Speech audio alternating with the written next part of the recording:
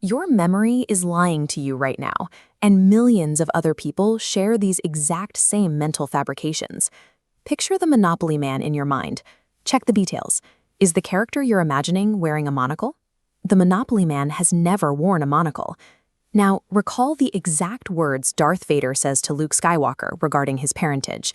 The actual movie quote is, "No, I am your father." He never uses the name Luke. Quick, spell the name of the popular children's book series, The Berenstain Bears. It ends with an A, Berenstain, despite the common belief that it is spelled with an E.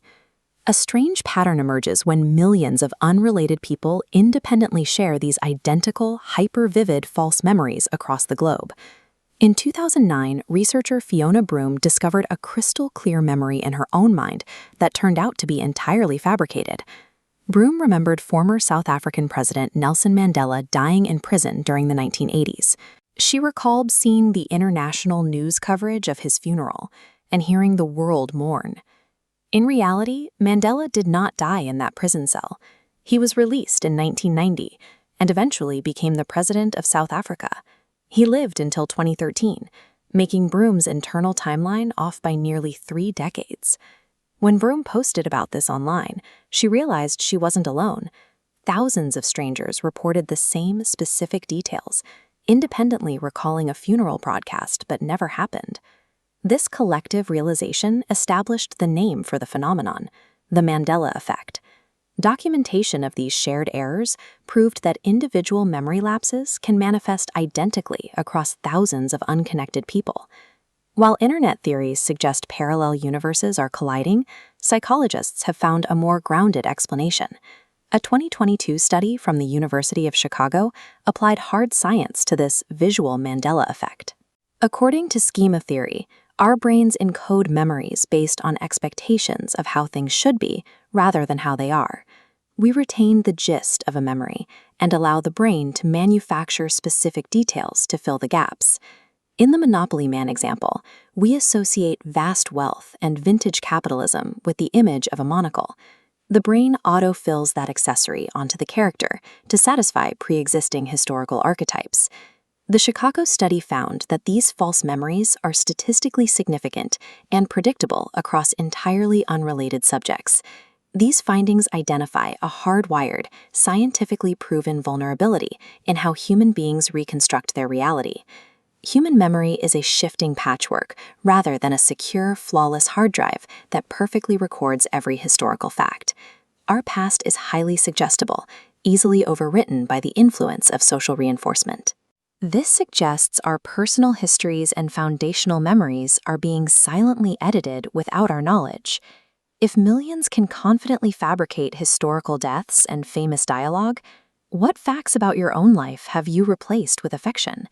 You are almost certainly misremembering something central to your own identity right now.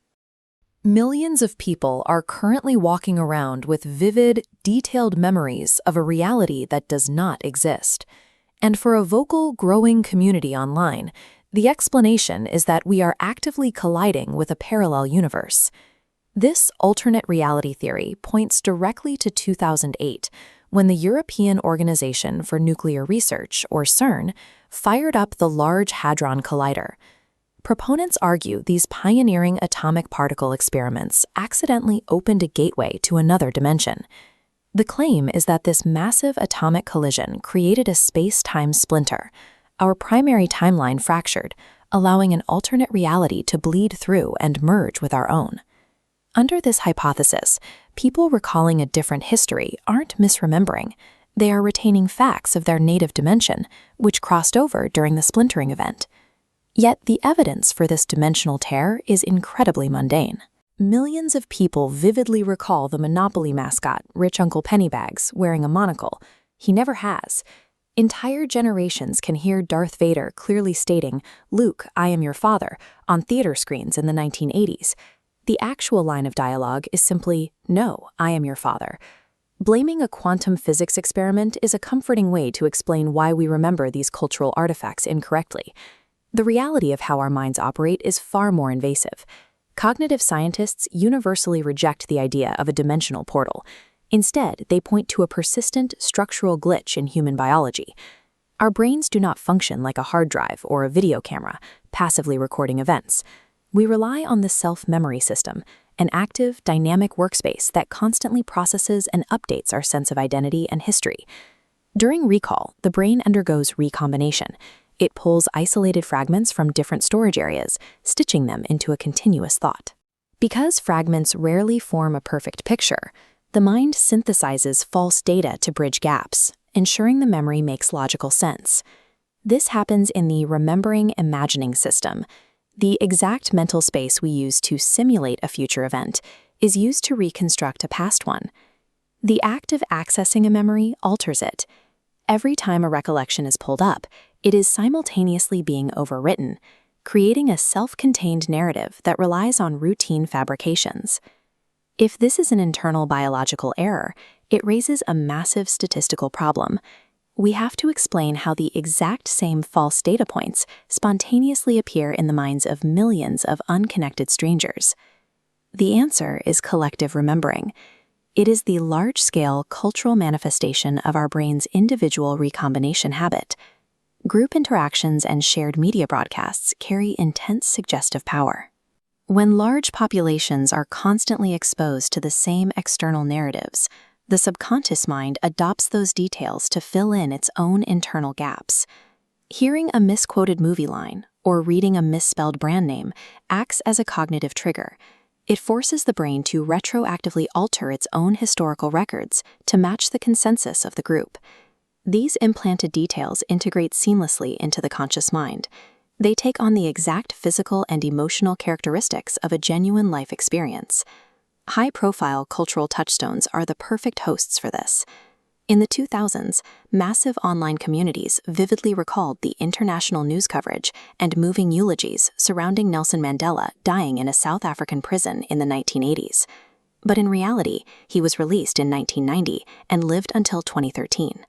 What we now call the Mandela Effect is a massive subconscious synchronization of flawed data, spreading through the population like a cognitive virus. This research points to a deeply unsettling conclusion. Modern cognitive science now argues that all human memories are, to some degree, false. Recombination is not a rare anomaly triggered by a line of dialogue or a board game box. It is the unavoidable operating system that governs how we perceive our daily lives. It is the exact same mechanism that makes you swear you turned the stove off, or guarantees you already placed that carton of milk in your shopping cart. The mind builds the simulation, and you accept it as history. We invent grand cosmic explanations, like alternate dimensions and splintering timelines, specifically to avoid confronting this vulnerability. A particle collider accident is much easier to accept than a defective brain. Our entire sense of self is built on the archive of our experiences. Once we realize that archive is actively lying to us, we are left permanently untethered from objective reality. Which means you have to ask yourself, what is the vivid, foundational core memory locked inside your head right now that never actually happened?